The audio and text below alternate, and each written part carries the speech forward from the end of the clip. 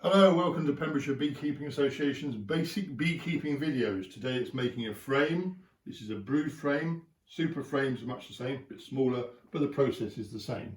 You've got a top bar, two side bars, two bottom bars, foundation, keep it cool. Don't let it get warm because it's a damn nuisance to try and get in.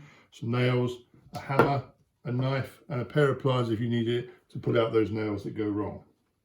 The top bar normally comes with this piece attached, and you just need to, it's got a groove in it, you just cut down and separate that, place it to one side for later. Top bar, side bar, these sometimes fit in okay, sometimes they need a little bit of help from a hammer. And then you take one of the bottom bars and they slot in there and there, and do the back one first. If you can see the groove here, do the back one first and make sure that they are about right. Some people use a square to make sure that these are actually square. I don't bother. So the next trick is to nail these once you've got them, which you're comfortable with the, and you're literally just nailing down, for obvious reasons. A little tap there sometimes helps, just to make it easier to try and get a nail into a piece there. So nailing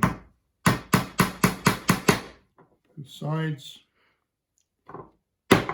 just flatten that off, makes it easier to get a nail in. And of course our bottom bar, just double check that. These can be a little trickier, just to make sure that the nail goes in relatively straight. You don't want it poking out the side. Not much fun when you're doing inspections then. Both sides here. We take the foundation, wax foundation, beautiful smell. You can see that this is wired foundation, and the piece you want along the bottom has got 3 hoops that we turn like that, and you'll see why in a moment. This particular maker doesn't remove these at the end, so I just tuck them in like that, just so the bees don't trip over them when they're working. And this then slots, hopefully, and carefully down into here. Try and keep it fairly even. Pull it down and make sure it is well seated at the bottom. Taking that piece that we cut earlier, just folds in like that. And depending on the length of your nail, I always just put these in at an angle. And it's important with this that you catch that wire loop, if you remember, that we had earlier. It's got a great deal of use the first time you pick up your nice new frame out of your hive and the foundation slides out onto the floor together with honey, bees, etc.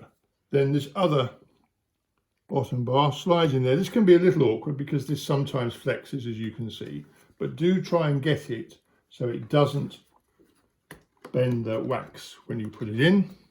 Make sure that's about square. Again, nails are always just carefully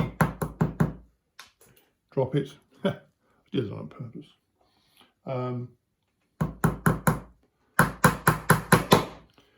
For making lots of these, which I do, I've actually got an electric nail gun, which is frankly worth its weight in gold, especially when you've got big clumsy fingers like mine.